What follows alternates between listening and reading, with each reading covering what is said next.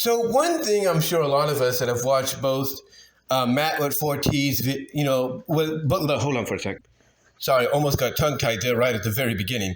But like I was saying, I'm sure a lot of us that have watched Matt with 4T's video yesterday on why the Sonic comic, most of the Archie Sonic comic, is so controversial. One of the things we took away from it was not just the deep dive that he did on the behind-the-scenes situations and everything that led to Archie Sonic being canceled and IDW Sonic being born, but the one takeaway I'm sure a lot of us, took from it is about why IDW Sonic, is kind of the way it is. And ironically, it ties into what Game Apologist, not Fantastic Samtastic, I got those two mixed up, but I do recommend checking out Fantastic Samtastic's videos. He does a great job on Sonic. Trust me, you're going to enjoy what he has to share with you there. But Game Apologist, like I said last week, also did a video, but he did a video talking about, why the IDW Sonic comic feels so, I guess you could say, stagnant. Like it's not progressing the way it should. And, I did a response video on that. I did a response video that you saw today on Matt with 14's video that he did yesterday. And the one thing, I look at when I combine both of what I heard on both sides of the spectrum is it mostly has to do, the reason IDW Sonic is not where it should be, right now, like with what Archie Sonic was at this time frame in their 6 year, or six, what has it been, about 6 years, right? Because the comic began in 2018. So anyway, what I'm saying is the reason IDW Sonic is not where it should be, like Archie Sonic was in its 6 year, back in, 1998, I think, 1998, 1999. The reason they're not in that position is because unlike with Archie Sonic back then, which ironically was 25 years ago, IDW Sonic is pretty much being leashed, if you know what I mean. They're pretty much being leashed and held back from facing from going for the full potential. That's pretty much it. Because they're not allowing, this is what Matt with 4T talked about at the end of his video when he brought this up. They're not being allowed to utilize characters from Archie Comics, characters from the cartoon, or any other Sonic media. It's got to be game characters only and characters created exclusively in that book that potentially could become game characters down the line, like Tangle, Whisper, and Surge.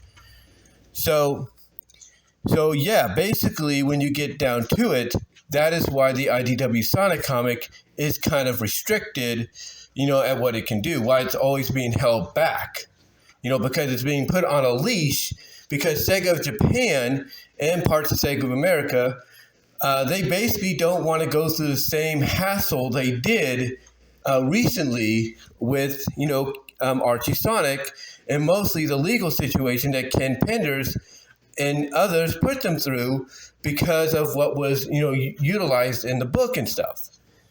So obviously, learning their lesson, I guess you could say from that, they're basically telling Ian Flynn and his crew, who they retained over from Archie Sonic, they're telling them, look, you could do the comic, you and other writers and artists can do the comic, but guess what? We don't want you guys to take it any further than we're going to allow you to. And that's pretty much, what you're seeing right now. Like the furthest they allowed him to go, and I think just to let him get out of the system, was the Metal Virus arc. And that was it. And then after that, things kind of tapered off. Things kind of got tame and everything. I mean, yeah, you had a few moments here and there, a few character developments and introductions here and there, and that's fine. But ever since then, it hasn't really reached, it hasn't reached that level of, prestige. It hasn't reached that level of, I can't wait to see what happens next, like Archie Sonic did in its 6 year of existence. Because I can tell you from experience, when the comic, was in its 6th year, which was like, late 98, early 99, when it was in its 6th year, I could tell you right now, I couldn't wait to read the next issue. I could not wait to read the next issue of Archie Sonic, and neither could anybody else. Nobody else could wait to read the next issue because they wanted to know what was going to happen next. I mean, I'll give you a good example. we're going into 1999, right? 1998, 1999. And we got this whole satellite thing going on, this mysterious satellite thing and who's behind it. And then we get the revelation, sort of in a shadowy, presentation or reveal that it looks like it's the resurrected Robotnik. But then we find out in issue 75, no, it's not. Instead, it's Robo-Robotnik, who's going to be basically their answer for bringing the Eggman version of Robotnik from the games into the comics. And that really surprised a lot of people because they had not seen, those that followed the comic, subscribed to it from the very beginning. They didn't expect that out of all characters to be brought back and put in this position, it would be a Robotnik from another dimension. And it's because of a storyline like that that people kept, wanting to see what was going to happen next. They did. Another good example is the post 125 stories. Everybody would tune in or wait at the mailbox or go to the comic book shop, buy the next issue to see, how close the Sonic would be to getting home and what would be the aftermath, of when he got back. And much to our surprise, just like Sonic's in the story, he, along with us, find out that no, it hasn't been a couple of weeks according to his continuity. Instead, it's been a whole year. And that really, threw people for a loop. And again, this is why fans just, could not get enough of that book. They wanted to see what was going to happen next. And like I said, going back to 1999, basically its 6th year in existence, it really was just hitting on all cylinders. It was hitting on all cylinders, if you will, with what it was bringing to the table. It was hitting on all cylinders. No matter who the writers were, whether it was Carl Bollers or Ken Penders, it was hitting on all cylinders. I mean, when they did the Sonic Adventure adaptation, it was a big enough adaptation to what part of it had to be continued within the pages of a 48-page Sonic Super Special. And fans could not wait for that to come out because they wanted to read, how they were going to wrap this whole story up or how they were going to get to it within that 48-page special, which was the lead-in to the conclusion in the main issue, or the main comic, I should say. And this was all within the 6th year of the comic's existence. And again, people could not get enough of it. They wanted more and more and more. They wanted to see what those writers, Bowlers and Penders, separately, together, whatever, we're going to bring to the table next. That's what they wanted. That's what they wanted. And the reason I bring this, and the reason I bring it up, comparing it to the 6th year of the IDW book, is the IDW book, let's be honest, as much of a bestseller as it is for IDW right now, it doesn't have that same feeling. It doesn't have that same I can't wait to see what happens next. That Archie Sonic did. And mainly it's because unlike Archie Sonic, it's being tied down. Sega of Japan, Sega of America, both maybe combined or more so SOJ, they are keeping it, they are becoming, I hate to say this, a hindrance to the evolution of what this comic can be. I mean, you got a lot of characters in this comic that you could focus on, in future stories if, they just allow, Ian and Ivan and their crew to, just take off and, do what they got to do. Let them, be free, in the presentation of the comic, and what these characters are capable of. I mean, let me tell you this. We know eventually Surge and Kit's backstory on who they once were is going to come to be. And we're getting a hint in the current story arc that they're continuing now. But here's the thing. When that happens, you have to ask yourself, how much will Sega let us know about it? How much will they allow to be told? How much will they hold back, from not being, revealed? Or will they finally decide, hey, let loose, we're going to let you cut loose, show us what you can do? Because if they go with the latter, that would be the spark, pun intended, that they need, that they would need, the writers, that is, of the IDW book to take it to the next level. But if not, and we don't get that much of a revelation or origin, and if we do, it's just held back with the potential that there could be more, but they're not letting us know, then that kind of shows that it's, SOJ and somewhat SOA, but mostly SOJ, it's becoming a hindrance to the comic. It is. It is becoming a hindrance to the comic. And when you become a hindrance, even though you're the people behind the character and you're the ones that have licensed the rights over to IDW, even though you've done that, if you of all people are becoming a hindrance, then maybe you should have second guessed about whether or not you wanted to give the rights to a comic book publisher to do another comic if you were not going to allow that comic book, to basically reach its full potential. It just feels like if they would just let loose, Sega of Japan and somewhat Sega of America, but mostly SOJ, if they would just let loose, just, fall back and let the creative juices of Ian and Ivan and their team, flow freely, they'd be surprised about how much fans might want to read this comic month after month after month. But because they have become a hindrance to it, and I say this with all due respect, because they become a hindrance, they become the wall, that glass ceiling that this comic has yet to break through.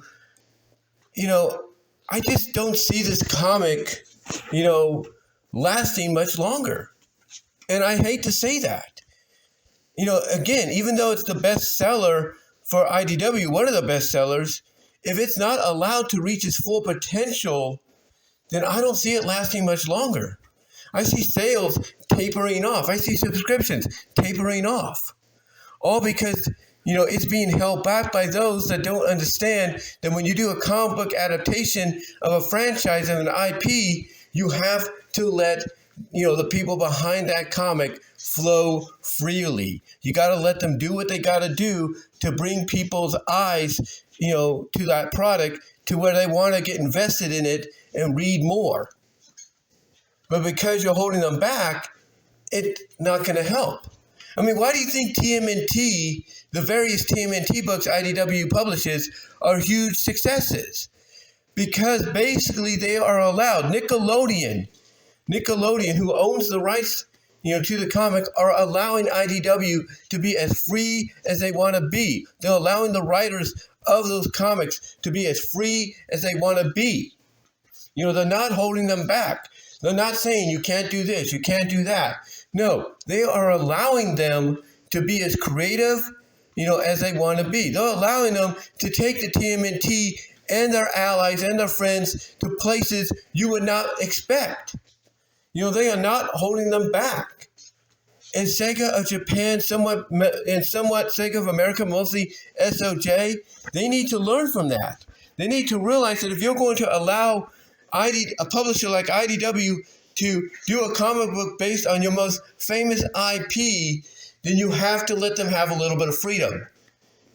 Don't be afraid of what they may, bring to the table, what they may do.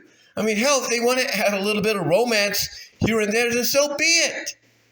All comics based on IPs do that. All comics mostly do that. So what if they decide to do it? So what? It might bring more attention. It might bring more attention to the product. But because they are, being a hindrance and only allowing a little leeway here and there once in a while, it's not helping the book. It's not. It's not helping the book whatsoever to thrive and be what it could be in its 6th year. I mean, think about that. 6 years. Half a decade has passed since this comic came out. And even though, like I said, it's had its moments here and there, and I should know because I have a lot of the trade paperbacks that Frank Hill sent me, even though it's had its moments here and there, it feels like things are not hitting where they need to hit.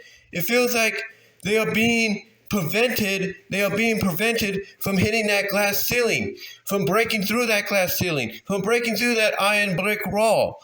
It feels like, they let them get so far, and then they say, gotta pull you back. It's like they don't want it to hit its full potential. And that's wrong. And to me, that is wrong to do. That is wrong to do. Because again, it goes back to what I said earlier. If you didn't want IDW to allow the comic to, see its full potential, then why even license, a comic book publication to it? Why do that? It doesn't make sense to me, and I'm sure it doesn't make sense to anybody else listening to this. I mean, what Sega of Japan and somewhat Sega of America, but mostly Sega of Japan needs to do is they need to back off. Yes, if you want to put some limitations, that's fine, but but don't put limitations to where you're handcuffing the book. Allow certain things to happen, but if you feel like, hey, that's going a little too far, then yeah, give them a talk. Then go ahead and talk to them. Say, hey, yeah, if you want to do this, go ahead and do it. But if you go a little too far with it, we're going to pull you back. That's all you have to do. Just say, hey, we'll let you do what you want to do, but if we feel it's too far, we're gonna pull you back. We're gonna yank on your leash. We're gonna pull you back. But and here's the thing. You know how much better this comic would be if they would just do that? Go in and meet and say, hey, we'll let you have a little more free will. We'll let you put some romance. We'll let you bring in some characters and all that. You know how much better this comic will be if they did that? 10 times better. 10 times better. And people would be looking forward to an issue month after month after month. Again, I go back to what I said earlier. When it was in its 6th year in 1999, a half a decade, into its existence, people couldn't wait to read the next issue of Archie Sonic. They couldn't. They could not wait because they wanted to see more. They wanted to see more of what was going to happen. They wanted to see who was behind those satellites. They wanted to see if Sonic and Sally would officially be together. They wanted it all. And they could not wait for the next issue to emerge. They couldn't. They could not wait. And yet, again, making this comparison here, you don't get that same vibration. You don't. You don't get that same vibration. Yeah, people will read the comics. They might subscribe to them and all that, and that's great. But you don't feel that same excitement. You don't feel that same vibration. I talk about the fact that Frank Keel sent me the trade paperbacks. There's a lot of people that will wait till the freaking trade paperbacks come out just to catch up on the comic. All because they're not feeling it. They don't feel that need anymore because of what, Matt Wood Fortes mentioned at the end of his video yesterday, which correlates with what Game Apologist said in his video a week ago. And that is the fact that Sega of Japan is holding this comic back from its full potential. And that's not right. That's not right in my opinion. Again, as I said earlier, you have characters like Surge and Kit that when you do an origin story to find out who they were previously, I guarantee you, if these writers are allowed to have more free range, allowed to really,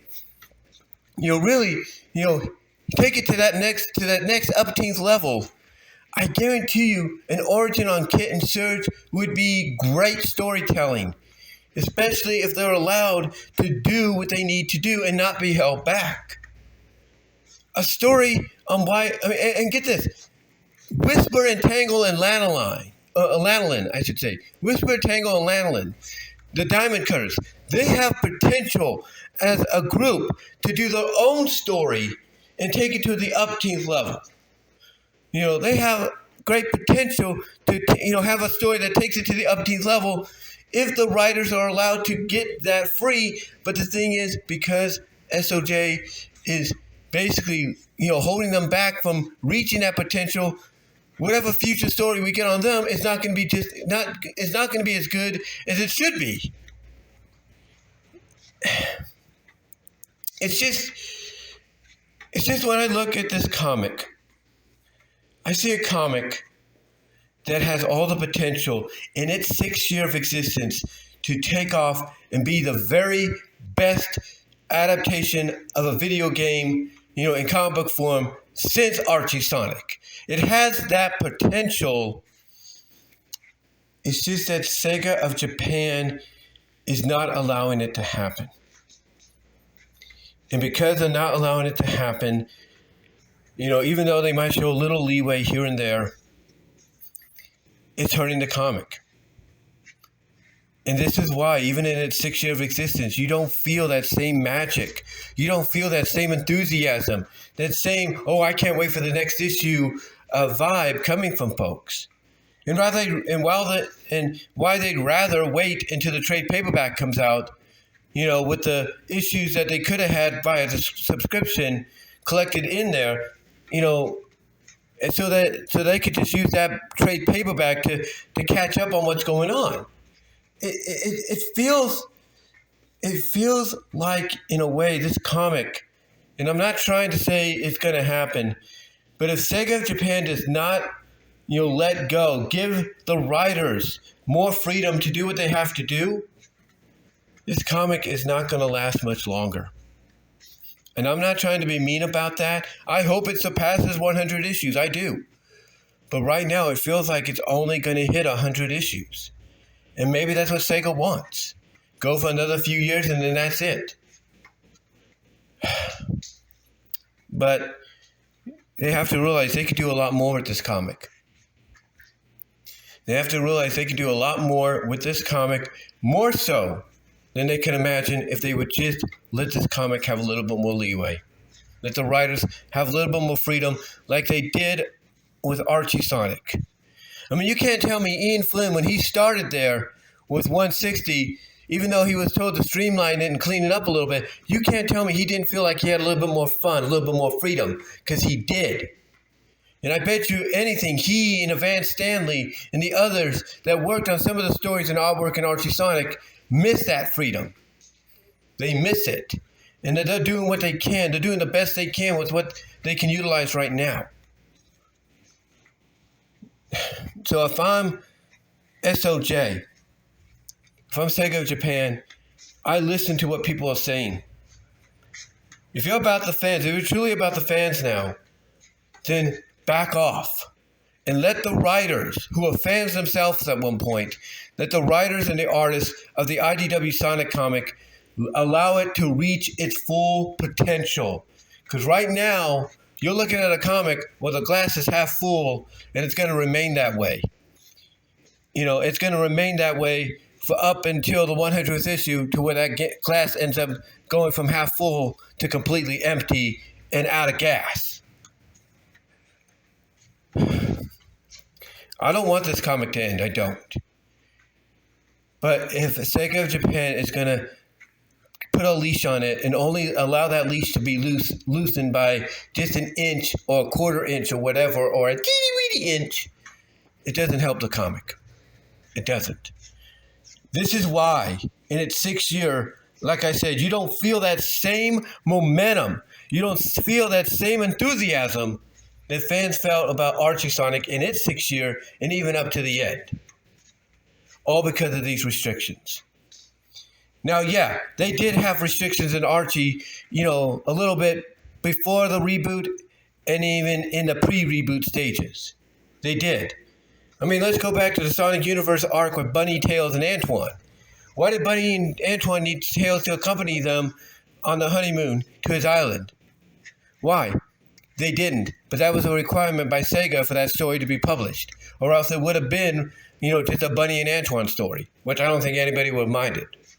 But Tails had to be included because, hey, they wouldn't allow it to be published if it wasn't. And then you take a look at the post-reboot stories.